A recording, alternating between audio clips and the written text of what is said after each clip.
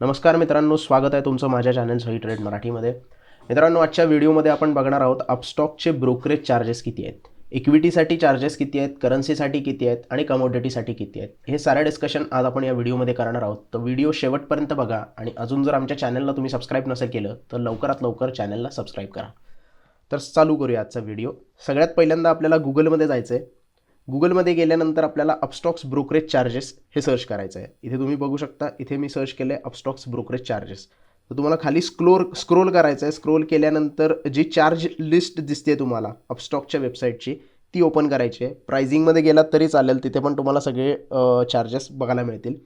Charge लिस्टमध्ये गेल्यानंतर direct ते पेज ओपन होतं, जिथे पूर्ण चार्जेसची लिस्ट तुम्हाला बघायला मिळते.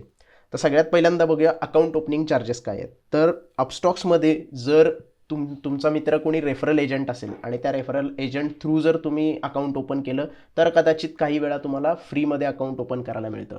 जर तुमच्याकडे कोणी रेफरल एजंटचं कोड नसेल तर तुम्हाला ₹249 लागतात अकाउंट ओपन करायला. म्हणजे अपस्टॉक्स काही वेळेला ऑफर घेऊन येतं फ्री अकाउंट ओपनिंगची, पण नॉर्मली त्यांचे जे चार्जेस आहेत अकाउंट ओपनचे ते ₹249 आहेत. याच्याशिवाय ₹300 अपस्टॉक्स तुमच्याकडनं घेतं annual maintenance charge. Account maintenance charge असं त्याला म्हणतो आपण, AMC. ते ₹300 पर इयर असतात. पर इयर तुम्हाला तुमच्याकडनं ते ₹300 चार्ज केले जातात. हे पर इयरचे एकदम ₹300 कट होत नाहीत. कधी कधी ते क्वार्टरली कट होतात, कधी कधी मंथली थोडे थोडे पैसे कट होत राहतात आणि त्यानंतर ते तुमच्या टोटल बिल्समध्ये तुम्हाला दिसून येतात किती पैसे कट झालेत ते. ₹249 अकाउंट ओपनिंग चार्जेस आणि ₹300 अकाउंट मेंटेनन्स चार्जेस अपस्टॉक तुमच्याकडनं घेतं. याच्याशिवाय जेव्हा तुम्ही ट्रेड करता, एखादा स्टॉक आपण बाय करतो आणि सेल करतो, तर त्यावेळी आपल्याला चार्जेस किती द्यायला लागतात, ब्रोकरेज किती द्यायला लागतं, टॅक्सेस किती द्यायला लागतात, ते आपण आता बघूया. सुरुवातीला इक्विटी सेक्शन आपण बघणार आहोत. इथे इक्विटी सेक्शन आहे, इथे करन्सी सेक्शन पण आहे आणि इथे कमोडिटी सेक्शन पण आपल्याला बघायला मिळतो. तर सगळ्यात कॉमन इक्विटी सेक्शन सगळ्यात पहिल्यांदा आपण ते बघूया. तर इक्विटी डिलिव्हरीसाठी बरेचसे जे प्लॅटफॉर्म आहेत ते डिलिव्हरीसाठी काही चार्जेस चार्ज करत नाहीत. Free of cost delivery buying आणि सेलिंगसाठी आपल्याला केली जाते. पण अपस्टॉक्समध्ये ₹20 इक्विटी डिलिव्हरीसाठी चार्ज केला जातो. इधर तुम्हाला ₹20 चार्ज होणार किंवा 2.5% which ever is lower on the equity delivery. म्हणजे तुमचा जो टर्नओव्हर आहे पूर्ण जो टर्नओव्हर आहे त्याच्यावर तुम्हाला 2.5% किंवा ₹20 फ्लॅट असा डिलिव्हरीचा चार्जेस मिळणार. इक्विटी डिलिव्हरी जर तुम्ही कुठल्या स्टॉकची डिलिव्हरी घेतली किंवा होल्डिंगसाठी कुठला स्टॉक घेतला तर तुम्हाला तेवढे चार्जेस द्यायला लागणार. आता हे 2.5% कुठंपर्यंत आणि ₹20 कुठंपर्यंत. जर ₹20 बाईंग आणि ₹20 सेलिंग असं म्हणतोय मी, इथे फक्त ₹20 ह्याच्यासाठी नाही, इक्विटी डिलिव्हरीसाठी स्टॉक घेतला की तुम्हाला ते ₹20 चार्ज होणार. तर 2.5% म्हणजे कसं की ₹50,000 जर तुमचा पूर्ण टर्नओव्हर झाला तर त्याच्यावर 2.5%चा तुम्हाला चार्ज लागणार आणि ते जेवढं काही अमाऊंट असेल ती तुम्हाला पे करायला लागणार. डिलिव्हरी इक्विटी स्टॉकची घेतली तर दोन्हीपैकी एक लोअर साईडला कुठली असेल, जर तुमचा टर्नओव्हर लोअर साईडला असेल तर तुम्हाला 2.5 जर लोअर साईडला असेल तर ते चार्ज होणार, किंवा ₹20 लोअर साईडला असेल तर ₹20 लोअर साईडचे चार्ज तुम्हाला पे करायला लागणार. इंट्राडेचा जर विचार केला तर इंट्राडेसाठी ₹20 पर एक्झिक्युटेड ऑर्डर. आता इथे इक्विटी डिलिव्हरी फ्लॅट ₹20 आहे, ₹20 ऑर्डर नाही आहे, हे फ्लॅट 20 आहे. मी थोडंसं चुकून सांगितलं सुरुवातीला. तर फ्लॅट ₹20 और 2.5% म्हणजे डिलिव्हरी घेतली आणि विकताना तुम्हाला हे चार्जेस द्यायला लागणार आहेत. त्याच्यानंतर इंट्राडे इक्विटीसाठी जर तुम्हाला चार्ज बघायचे झाले तर ₹20 पर एक्झिक्युटेड ऑर्डर, म्हणजे बाईंगसाठी ₹20 आणि सेलिंगसाठी ₹20 असे तुम्हाला वेगवेगळे चार्जेस पे करायला लागतात इंट्राडे इक्विटीसाठी. किंवा 0.05% दोन्हीपैकी कुठली गोष्ट लोअर असेल तर ती तुम्हाला चार्ज होणार. म्हणजे जर तुमचा टर्नओव्हर ₹50,000 असेल तर त्याप्रमाणे तुम्हाला 0.05% चार्ज लागणार, म्हणजे टोटल ₹25 तुम्हाला ब्रोकरेज द्यायला लागणार. किंवा तुमचा टर्नओव्हर जर त्याच्यापेक्षा जास्त झाला, 1 लाखापर्यंत टर्नओव्हर तुमचा झाला, तर ₹20 बाईंगसाठी आणि ₹20 सेलिंगसाठी असे टोटल ₹40 तुम्हाला ब्रोकरेज पे करायला लागणार. इक्विटी फ्युचरमध्ये इक्विटी इंट्राडे सारखंच तुम्हाला चार्ज पे करायला लागतो. ₹20 पर एक्झिक्युटेड ऑर्डर किंवा 0.05% दोन्हीपैकी जे लोअर साईडला असेल ते तुम्हाला पे करायला लागतं. इक्विटी ऑप्शनसाठी मात्र फ्लॅट ₹20 तुम्हाला चार्ज केला जातो. म्हणजे जर तुम्ही ₹100 कुठला प्रीमियम बाय केला निफ्टीचा आणि तो ₹200 विकला तर तुम्हाला ₹100 बाय करायसाठी ₹20 फ्लॅट आणि सेल करायसाठी ₹20 फ्लॅट, म्हणजे टोटल ₹40 ब्रोकरेज लागणार आहे. टोटल ती पूर्ण ऑर्डर कंप्लीट करायला, बाईंग आणि सेलिंगची ऑर्डर कंप्लीट करायला ₹40 तुम्हाला ब्रोकरेज द्यावं लागणार. आता हे झालं ब्रोकरेज. ह्याच्यानंतर जे गव्हर्नमेंटचे टॅक्स असतात जे 100% पेएबल असतात किंवा द्यायलाच लागतात आपल्याला, 100% असं नाही पण द्यायलाच लागतात, ते किती असतात? सिक्युरिटी ट्रान्झॅक्शन टॅक्स, जे तुम्ही सिक्युरिटी बाय करता, स्टॉक होल्डिंगला घेता, त्याचं ट्रान्झॅक्शन करायसाठी गव्हर्नमेंट तुमच्याकडनं टॅक्स घेते. तो टॅक्स किती असतो? 0.1% on both buying and selling. Stock buy करायसाठी 0.1%, हे सगळं टर्नओव्हरच्या अगेन्स्ट असतं. जेवढा टर्नओव्हर त्याच्या अगेन्स्ट 0.1% चार्ज लागणार. बाईंगसाठी 0.1% आणि सेलिंगसाठी 0.1% असा तुम्हाला चार्ज STTचा द्यावा लागतो. जेवढे जास्त स्टॉक, जेवढा जास्त टर्नओव्हर, तेवढा जास्त STT पे करायला लागतो. जर तुम्ही इक्विटी इंट्राडे करायचा असेल, इक्विटी इंट्राडेसाठी 0.025% तुम्हाला फक्त सेलिंगसाठी, म्हणजे स्टॉक तुम्ही बाय करताना तुम्हाला चार्ज नाही लागणार, हा फक्त सेल करायसाठी तुम्हाला हा स्टॉक जो चार्ज आहे STTचा तो पे करायला लागणार, तो पण टर्नओव्हरच्या 0.025%. फ्युचर जर तुम्ही ट्रेड करत असाल तर तो अजूनही कमी होऊन जातो, 0.01% फक्त तुम्हाला सेलसाठी हा चार्ज पे करायला लागतो, जो काही टर्नओव्हर असेल त्याच्यावर. कारण फ्युचरचा लॉट मोठा असतो, त्याच्यामुळे टर्नओव्हर पण मोठा असतो आणि टर्नओव्हरच्या हिशोबानं 0.01% पण थोडेसे पैसे जास्तच आपले चार्ज होतात. ऑप्शनसाठी पण तुम्हाला इथे पे करायला लागतो STT, तो पण सेल साईडच्या प्रीमियमवर. समजा तुम्ही, जसं मी मगाशी एक्झाम्पलमध्ये सांगितलं की 100 रुपयाला निफ्टीचा कुठल्या स्ट्राईक प्राईसचा तुम्ही प्रीमियम बाय केला आणि तो 200 रुपयाला विकला, तर तुम्हाला 200 रुपयाच्या प्रीमियमवर जेवढा टर्नओव्हर होईल त्या टर्नओव्हरवर तुम्हाला 0.05%चा STT पे करायला लागणार, जर तुम्ही ऑप्शन ट्रेडिंग करत असाल तर. तर इथे फक्त प्रीमियम, सेलच्या प्रीमियमवर तुम्हाला जो काही टर्नओव्हर होईल त्याच्याप्रमाणे STT पे करायला लागतो, ऑप्शन जर ट्रेडिंग करत असाल तर. ट्रान्झॅक्शन चार्जेस, NEC वरनं ट्रान्झॅक्शन केलं, BSE वरनं ट्रान्झॅक्शन केलं तर त्या ट्रान्झॅक्शनचे पण चार्जेस आपल्याला पे करायला लागतात. ते नॉर्मली सगळीकडे सेम असतात, म्हणजे सगळ्या प्लॅटफॉर्मवर सेम असतात. ते 0.00345% बाय आणि सेलसाठी NECवर आणि BSEवर वेगवेगळी स्क्रिप्ट जी असते, म्हणजे रिलायन्स एक स्क्रिप्ट झाली किंवा TCS एक स्क्रिप्ट झाली, तर त्या स्क्रिप्ट जसं चेंज होतील तसं BSEवर तुम्हाला चार्ज वेगवेगळा असू शकतो. जर तुम्ही इंट्राडे करत असाल तर सेम तुम्हाला चार्जेस पे करायला लागतात, 0.00345% बाईंग आणि सेलिंगसाठी NECला आणि BSEला जशी स्क्रिप्ट चेंज होईल तशी तुम्हाला ते पे करायला लागतात. फ्युचरमध्ये जर ट्रेडिंग करत असाल तुम्ही, तर फ्युचरमध्ये NECवर तुम्हाला चार्जेस दोन प्रकारचे लागतात. NEC एक्सचेंज टर्नओव्हर चार्जेस 0.0020 आणि क्लिअरिंग चार्जेस 0.0002% तुम्हाला क्लिअरिंग चार्जेस द्यायला लागतात. फ्युचर हे एक कॉन्ट्रॅक्ट असतं आणि फ्युचरचं कॉन्ट्रॅक्ट क्लिअरिंगसाठी तुम्हाला वेगळे चार्जेस इथे पे करायला लागतात. तर अपस्टॉक हे चार्जेस तुमच्याकडनं घेतं आणि ते गव्हर्नमेंटला पे करतं ॲज अ ब्रोकर म्हणून. जर ऑप्शनमध्ये तुम्ही ट्रेड करत असाल तर ऑप्शनमध्ये पण तुम्हाला टर्नओव्हरचे चार्जेस द्यायला लागतात 0.053% आणि क्लिअरिंग चार्जेस द्यायला लागतात 0.002%. कारण ऑप्शनचं पण एक कॉन्ट्रॅक्ट असतं आणि ते कॉन्ट्रॅक्ट पण क्लिअरिंग करायसाठी तुम्हाला तिथे चार्ज पे करायला लागतात. नंतर जो असतो तो डीमॅट ट्रान्झॅक्शन चार्जेस, यालाच आपण DP चार्जेस असं म्हणतो.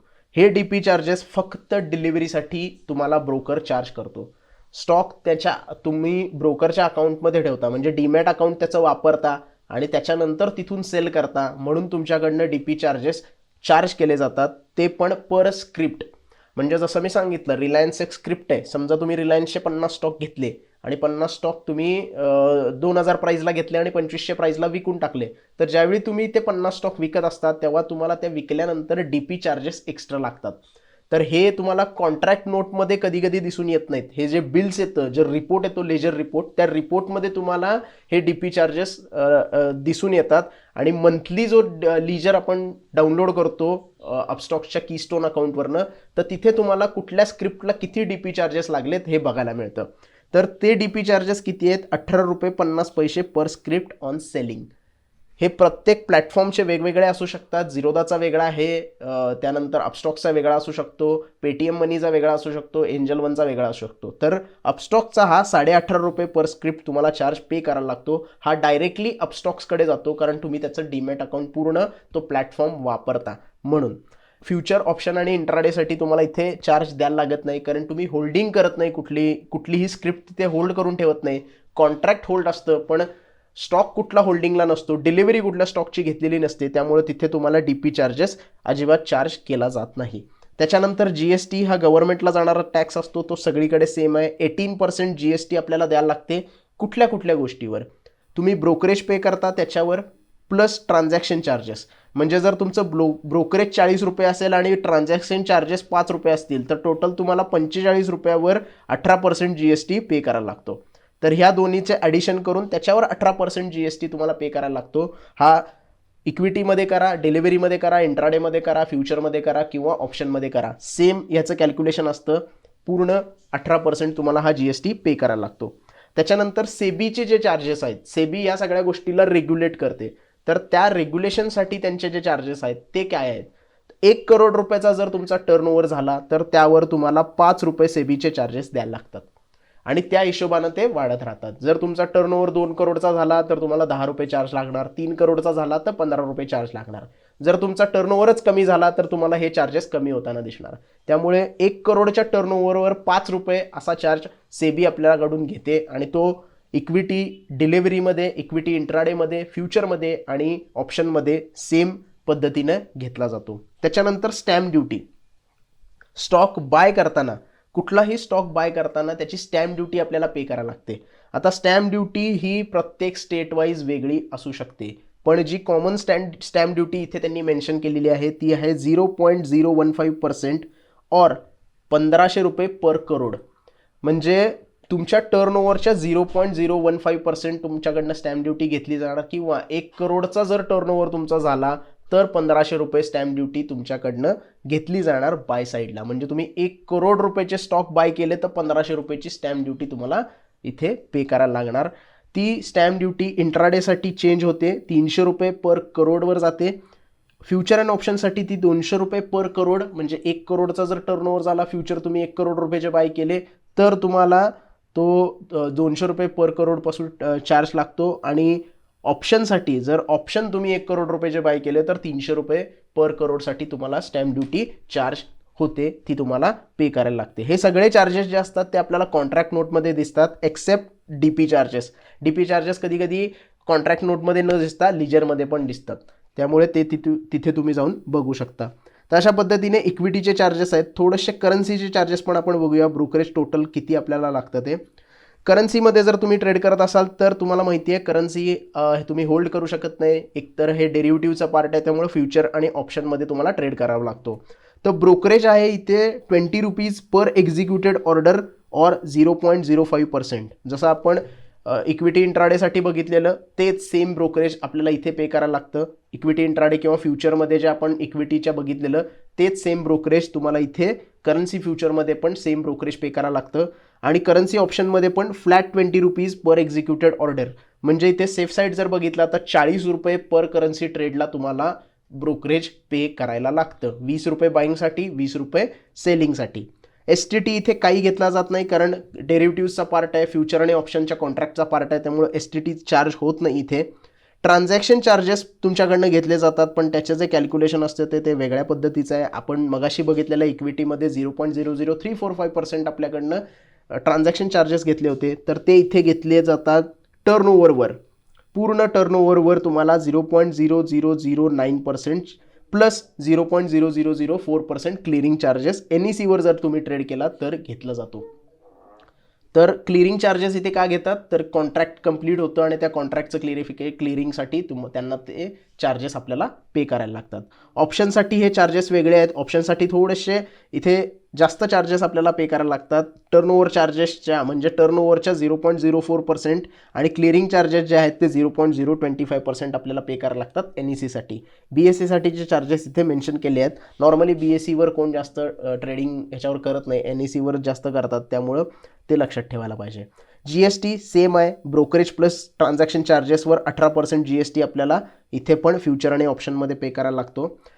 सेबीचे चार्जेस पण इथे सेम आहेत. 1 करोडचा टर्नओव्हर झाला तर 5 रुपये चार्ज तुम्हाला होणार आणि ऑप्शनमध्ये पण सेम 1 करोडचा टर्नओव्हर झाल्यानंतर 5 रुपये चार्जेस सेबीचे द्यायला लागणार. स्टॅम्प ड्युटीचे चार्जेससाठी इथे कॅल्क्युलेटर यूज करा म्हणून सांगितलं आहे, म्हणजे स्टॅम्प ड्युटी चार्जेस इथे चेंज होत राहतात. बाईंग साईडला आपल्याला चार्जेस पे करायला लागतात, तर त्यासाठी आपल्याला कॅल्क्युलेटरवर जाऊन ते चार्जेस किंवा कॉन्ट्रॅक्ट नोटमध्ये ते चार्जेस बघावे लागणार आहेत. तर हे होतं करन्सीचं. कमोडिटीजचे चार्जेस जर बघायला गेलो आपण तर ब्रोकरेज सेम आहे. कमोडिटीज पण फ्युचर आणि ऑप्शनमध्ये फक्त ट्रेड होतं. तुम्ही होल्डिंगसाठी डिलिव्हरीसाठी कमोडिटी नाही घेऊ शकत. त्यामुळं ते पण चार्जेस इथे ₹20 पर एक्झिक्युटेड ऑर्डर किंवा फ्लॅट ₹20 तुम्हाला इथे बघायला मिळतात. ऑप्शनमध्ये आणि फ्युचरमध्ये वेगवेगळे आहेत. म्हणजे फ्लॅट ₹20 ऑप्शनमध्ये आहेत, पण फ्युचरमध्ये तुम्हाला एक ऑप्शन मिळतो की लोअर साईडला जे असतील त्या साईडला तुम्हाला ते चार्जेस पे करायला लागणार. STT नॉन ॲग्री कमोडिटीज जर असेल तर फ्युचरमध्ये तुम्हाला सेल करायसाठी नॉन ॲग्री कमोडिटीज म्हणजे कुठले आले, आपले क्रूड ऑइल आला, मेटल्स आले, गोल्ड आलं, सिल्वर आलं, तर हे नॉन ॲग्री कमोडिटीज आहेत. हे नॉन ॲग्री कमोडिटीज जर तुम्हाला सेल करायचे असतील तर त्याच्यासाठी तुम्हाला CTT commodity transaction tax, STT आपण बघितला सिक्युरिटी ट्रान्झॅक्शन टॅक्स, CTT म्हणजे काय, कमोडिटी ट्रान्झॅक्शन टॅक्स तुम्हाला पे करायला लागतो. तो किती 0.01% ऑन सेल ट्रेड, म्हणजे टोटल टर्नओव्हरच्या 0.01% सेल साईडला जो टर्नओव्हर असेल त्याच्यावर तुम्हाला तो चार्ज पे करायला लागतो. ऑप्शनमध्ये हा चार्ज 0.05% ऑन सेल तुम्हाला द्यावा लागतो. ट्रान्झॅक्शन चार्जेस नॉन ॲग्री कमोडिटीजसाठी फक्त पे करायचे आहेत. इथे ॲग्री कमोडिटीजचं इथे कॅल्क्युलेशन नाही आहे, म्हणजे ॲग्री कमोडिटीजसाठी आपल्याला इथे काहीही ट्रान्झॅक्शन चार्जेस द्यायचे नाही आहेत. आता नॉन ॲग्रीसाठी चार्जेस किती आहेत, 0.0026% आणि क्लिअरिंग चार्जेस आहेत 0.0005%. क्लिअरिंग चार्जेस का, तर फ्युचर आहे. परत एकदा एक्सचेंज टर्नओव्हर चार्जेस इथे ऑप्शनसाठी 0 आहेत, पण क्लिअरिंग चार्जेस तुम्हाला बाय प्लस सेलसाठी द्यायला लागतात. ते किती द्यायला लागतात, 0.002% ऑन बाय प्लस सेल, म्हणजे ऑप्शन बाय करताना आणि सेल करताना दोन्हीचा मिळून जो टर्नओव्हर होईल त्याच्यावर तुम्हाला 0.002% एवढा क्लिअरिंग चार्जेस द्यायला लागतील. किंवा 1 करोडचा जर तुमचा टर्नओव्हर झाला तर त्याच्यावर तुम्हाला ₹200 क्लिअरिंग चार्जेस पे करायला लागतील. इथे टर्नओव्हर चार्जेस काही नाही आहेत. जे इथे टर्नओव्हर चार्जेस दिसत आहेत, ट्रान्झॅक्शनमध्ये टर्नओव्हर चार्जेस दिसत आहेत, त्या ऑप्शनमध्ये तुम्हाला 0 आहेत. इथे GST अगेन सेम आहे, 18% GST फ्युचर आणि ऑप्शनमध्ये पे करायला लागतो. सेबीचे चार्जेस इथे थोडेसे चेंज होतात. ॲग्री कमोडिटीजसाठी 1 करोडचा जर तुमचा टर्नओव्हर झाला तर त्याच्यावर तुम्हाला ₹1 सेबीचे चार्जेस आहे, आणि नॉन ॲग्रीसाठी ₹5 पर करोड. पण ऑप्शनसाठी दोन्हीकडे सेम तुम्हाला चार्जेस आहेत, ₹5 पर करोड. 1 करोडच्या टर्नओव्हरला ₹5 चार्जेस. स्टॅम्प ड्युटीसाठी अगेन इथे ब्रोकरेज कॅल्क्युलेटर आपल्याला यूज करायचं आहे.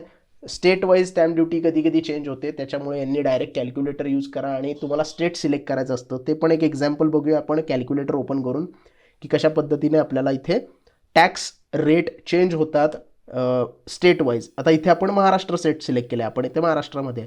तर तुम्हाला इथे क्वांटिटी एंटर करायची असते. आपण इथे एक क्वांटिटी एंटर करू, प्राईज आपण एंटर करू 1000 आणि सेल प्राईज आपण एंटर करू ₹1100. ₹1100 आपण स्टॉक विकलाय असं आपण इथं आता गृहीत धरू. आणि त्याच्यानंतर जर चार्जेस तुम्ही बघितले तर ब्रेकअप जर इथे बघितला चार्जेसचा, तर STT ब्रोकरेज आपल्याला लागलं आहे ₹1.05, कारण एकच क्वांटिटी आहे आपली. टोटल नेट ₹100 ग्रॉस प्रॉफिट झालं आहे, पण आपल्याला नेट प्रॉफिट झालं आहे ₹98.34.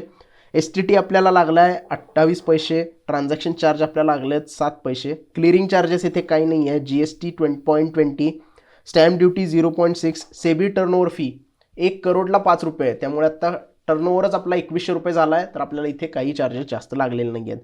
टोटल चार्जेस आपल्याला इथे पे करायला लागणार आहेत ₹1.66 आणि ₹1000 total profit. Net buy value 1000, net sell value 1100, म्हणजे टोटल टर्नओव्हर 2100. आणि त्याच्यावर आपल्याला ब्रेक इव्हन जो दिला आहे, हा ब्रेक इव्हन म्हणजे काय, मिनिमम तुम्हाला ₹1.58 पैशाचं प्रॉफिट झाल्यानंतरच तुम्ही नो प्रॉफिट नो लॉसमध्ये येणार. जर कुणाला वाटत असेल की मी ₹1000 स्टॉक घेतला आहे आणि मी ₹1000 विकल्यानंतरच मला ब्रेक इव्हन होणार किंवा नो प्रॉफिट नो लॉस होणार, तर हे चुकीचं आहे. हा चार्जेस तुम्हाला, हे जे चार्जेस पे करायचे आहेत हे तुम्हाला कन्सिडर करावे लागतात.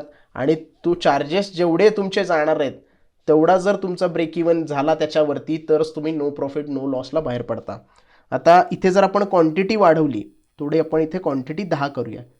10 क्वांटिटी केल्यानंतर आपल्याला इथे कळतं की कशा पद्धतीने आपल्याला चार्जेस लागणार आहेत. ब्रोकरेज आपल्याला लागणार आहे ₹10.50. मगाशी जे ₹1.05 लागत होतं ते आता ₹10.50वर गेले, कारण टर्नओव्हर वाढला आपला. नेट प्रॉफिट ₹1000 होतं, पण टोटल चार्जेस आता आपल्याला पे करायला लागतात ₹16.63.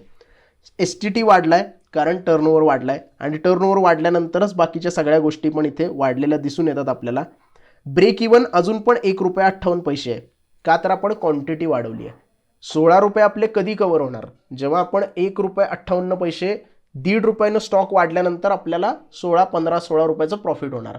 मग ब्रेक इव्हन जो असतो तुमचा तो सेमच असतो, फक्त तुमची क्वांटिटी वाढत गेल्यानंतर त्या ब्रेक इव्हनला तेवढा क्रॉस झाल्यानंतर तुम्हाला तो प्रॉफिट व्हायला लागतो आणि त्याच्यानंतरच तुम्ही झिरो प्रॉफिट झिरो लॉसमध्ये बाहेर पडता, कारण तुमचा हा ब्रोकरेज कॅल्क्युलेट करावा लागतो. तर अशा पद्धतीने स्टॅम्प ड्युटी जी असते ती स्टेट वाईज चेंज होते. आता आपण महाराष्ट्र स्टेट ठेवलं त्यामुळे इथे वेगळी स्टॅम्प ड्युटी दाखवत आहे. थोडंसं आपण स्टेट चेंज करून बघूया इथे आणि सेम कॅल्क्युलेट ठेवूया. आता आपण डिलिव्हरी बघितलेली, थोडं आपण गुजरात चेंज करूया आणि गुजरातप्रमाणे आपल्याला किती इथे स्टॅम्प ड्युटी लागते ते पण बघूया. 20 क्वांटिटी करूया आपण इथे आणि त्याच्यानंतर स्टॅम्प ड्युटी आपण बघूया इथे किती लागते. स्टॅम्प ड्युटी ₹1.26 आपल्याला 20 क्वांटिटीसाठी लागते. सेम आपण 10 क्वांटिटीवर स्टॅम्प ड्युटी किती लागते बघूया. मगाशी आपल्याला 0.63 दिसत होती, तर ती जर बघायला गेलं तर इथे सेमच आहे 0.63. एवढा काही फरक पडत नाही स्टॅम्प ड्युटीमध्ये, पण काही राज्य जे असतात त्यांच्यामध्ये स्टॅम्प ड्युटीमध्ये थोडाफार फरक पडतो आणि तिथे आपल्याला एक्स्ट्रा चार्जेस पे करायला लागतात. So that's it for today. हे होतं अपस्टॉक्स ब्रोकरेज चार्जेसबद्दल पूर्ण डिस्कशन. आय होप तुम्हाला पूर्ण व्हिडिओ समजला असेल. व्हिडिओ आवडला असेल तर प्लीज लाईक करा, कमेंट करा, आपल्या मित्रांबरोबर हा व्हिडिओ जास्तीत जास्त शेअर करा आणि आमच्या चॅनलला पण जरूर सबस्क्राईब करा. धन्यवाद.